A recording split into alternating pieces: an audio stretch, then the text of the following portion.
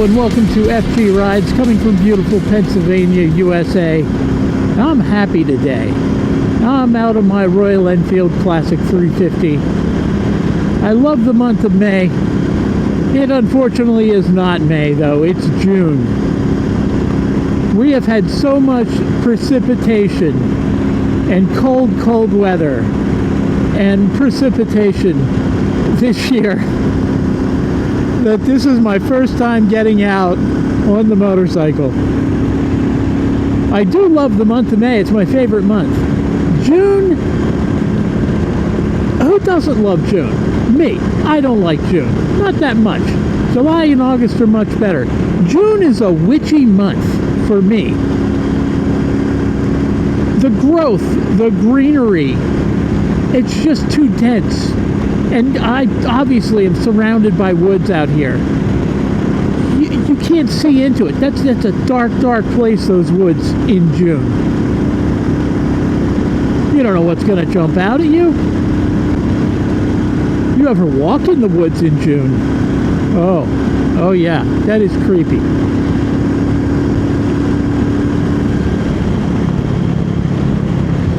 My wife used to walk in the woods. Didn't matter the time of year. Well, I did when I was younger. I didn't really care about it then. Had no fear of mortality. My wife used to walk in the woods around our house, and she would take our Saint Bernard, who was a very docile dog, but I guess she felt a little more secure with the dog there. What a nice dog. Oh my gosh. Not like my first Saint Bernard. She was, she was sweet to me and anybody she was properly introduced to, but if you weren't properly introduced, she wanted a piece of you. It was not pretty. I mean, like Cujo, except maybe a little more aggressive. I had a routine for introducing her to people. I don't know how I worked out this routine, but there was an empty room in my house. There's absolutely nothing in it. The house was... I didn't need that much house. And if I had somebody new coming into the house, I would put her into the empty room, bring the new people into the house, and have them sit at the kitchen table, and then I would let the dog out, and she wouldn't bark or growl or anything like that if they were already sitting down. If she came out and somebody was standing up, yeah, she wanted to rip into them. So she would walk over to the new person sitting non-threateningly at the kitchen table and sniff them for, maybe 30 seconds. And then she would sit down beside them, and I would say, okay, time to pet her. And they would pet her, and they were friends for life after that. It was that simple. There's nothing more, I think, than her anxiety at somebody new, and she maybe didn't trust her ability to assess a threat while they were still standing up. But I had a coworker come to my house once.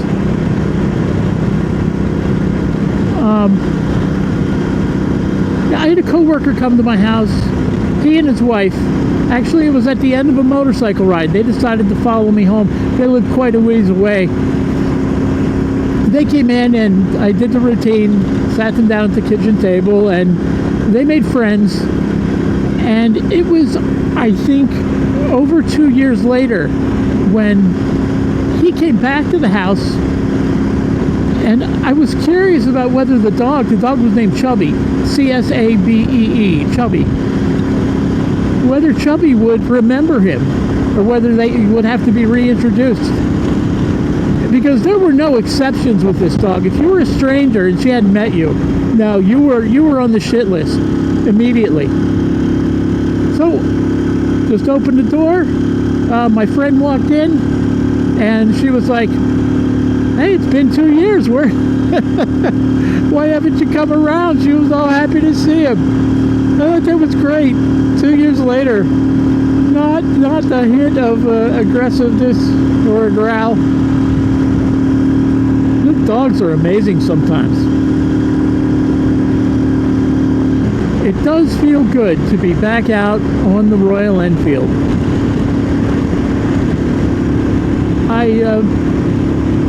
I pulled my Benelli out of its dusty corner the other day because I was doing things in the shed, kind of rearranging, trying to make my vision for the shed a reality. Not going too well. It's a very slow process, but it necessitated removing the Benelli from its corner. The forlorn Benelli. It's a Leoncino. I don't know whether I've ever had it on the channel or not. I can't remember what I did this morning.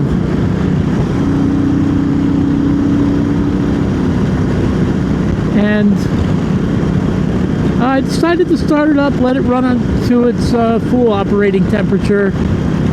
I bought the motorcycle almost 2 years ago. I only have 173 miles on it, I think. And I found just moving it around and starting it, listening to it, looking at the illuminated, you know, the instrument cluster, which is a screen, kind of made me pine for it a little bit. Made me want to ride it, which I have not wanted to really. So I might get that out. You get to see that. We'll do a walk around. It's a really, really neat motorcycle. It's just a bit much. It's a bit tall for me. And part of the problem is the foot peg placement. The foot pegs are right where I would put my feet normally.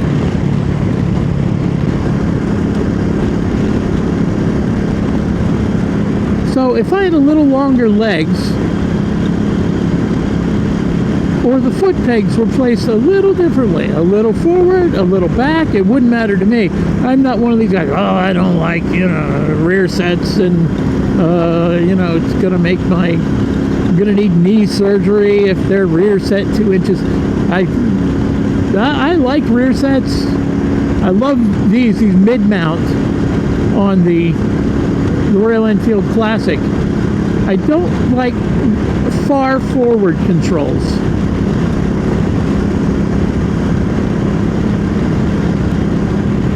They don't feel right. And you can't weight the pegs properly, which is part of riding a motorcycle. It's like, let's take this element of control of the activity away by putting the pegs so far forward. Having said that, I did put several miles, I don't know, 40, 50, 60 miles on a Honda Shadow 1100, which had pretty far forward controls. And I really loved the motorcycle. I still would have preferred that the controls, the foot controls, be pulled back a bit. Every bump I hit just transferred directly to my spine.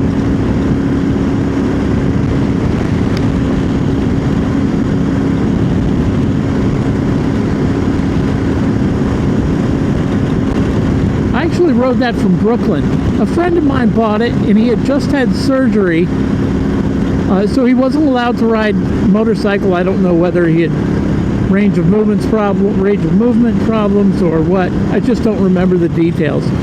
But I picked it up in Brooklyn, rode it up to Suffern, New York, where he was living at the time. And I really didn't want to give it back. But believe me, when I started the ride, I had no enthusiasm whatsoever. I'm like, look at these controls. They weren't quite, you know, pap smear controls, but pretty far forward. But yeah, I loved it. I could have kept going and going. It was a really, really good bike. I don't even know what happened to it. I think you would have kept that one. That's how good it was. It was a keeper, in my opinion.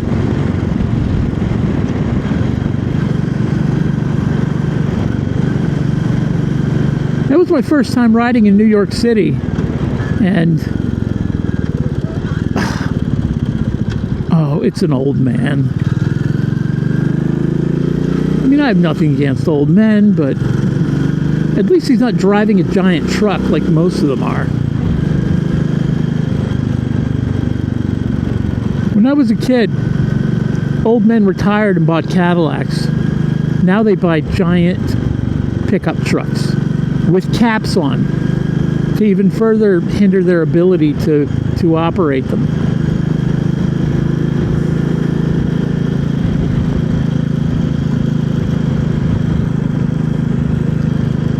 I wonder if he even saw me. Probably not.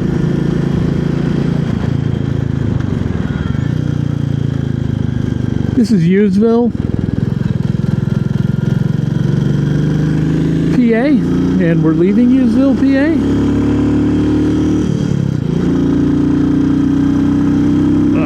DNA intake roar. We love it, don't we? Not really. I don't care about the intake roar, but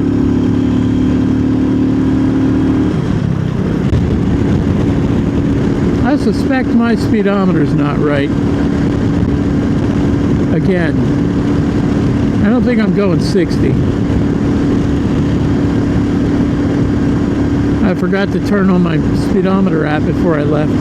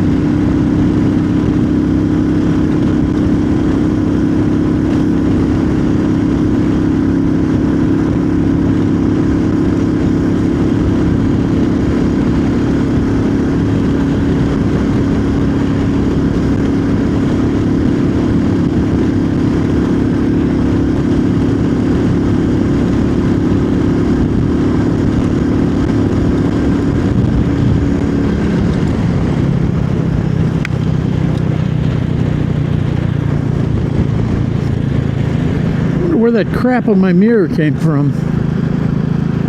Oh, I know.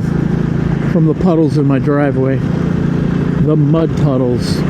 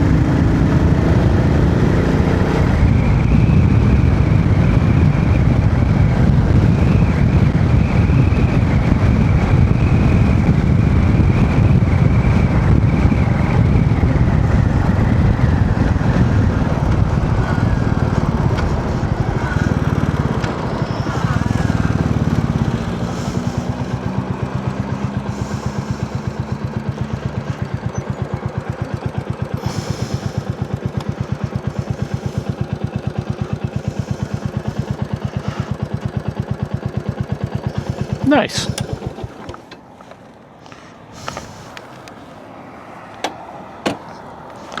Very nice. So this is what I'm riding today. This is my Royal Enfield Classic 350 Halcyon Green. Beautiful. I've changed a couple of things since the last time you saw it. Actually, no, I think only one. And that I don't have the normal racks on there anymore for the saddlebags.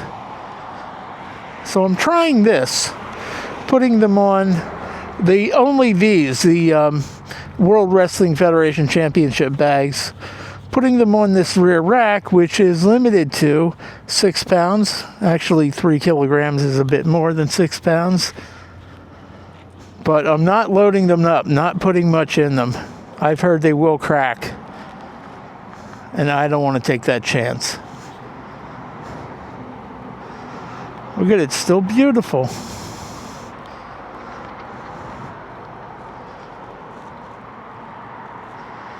That windscreen is about right. The windscreen and handguards are coming off of it tonight. It is sufficiently warm, and I don't like the way they look. They're horrible.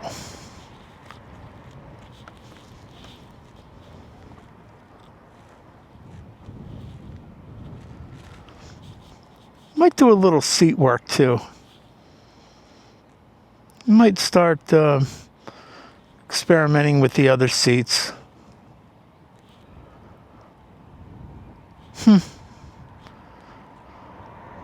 Lovely. I could look at it and look at it.